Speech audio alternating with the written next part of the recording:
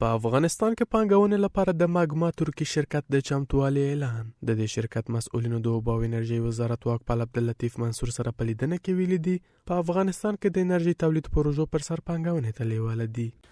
د اوبو انرژي سرپرست وزیر محترم الحاج مولا عبداللطیف منصور د ترکي ماګما شرکت له مسؤلینو سره وکتل.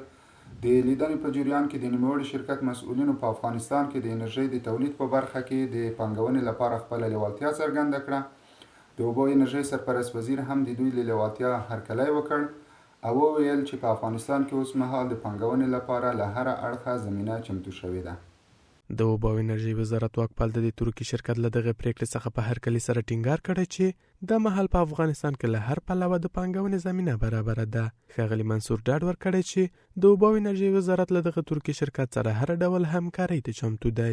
یو شمېر اقتصادي کارپوهان باوري دي چې د انرژي تولید پروژو پر سر پانګونه به وارداتي برېښنا ته د هېواد اړتیا راکمه کړي او د پانګې په ساتلو کې به هم مرسته کوونکي وي.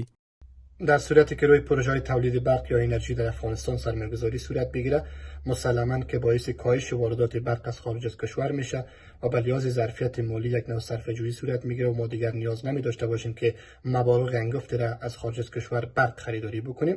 د اسلامي امارت له بیازلې واکمنۍ د وروسته کابل تل ټینګار کړی چې په هیواد کې په بیلابیلو برخو کې کورني او بهرني پانګونو ته ښه فرصت برابر شوی او واکپال حکومت هم په دې برخه کې لا ډېرې اسانتیاوې برابرې کړې دي.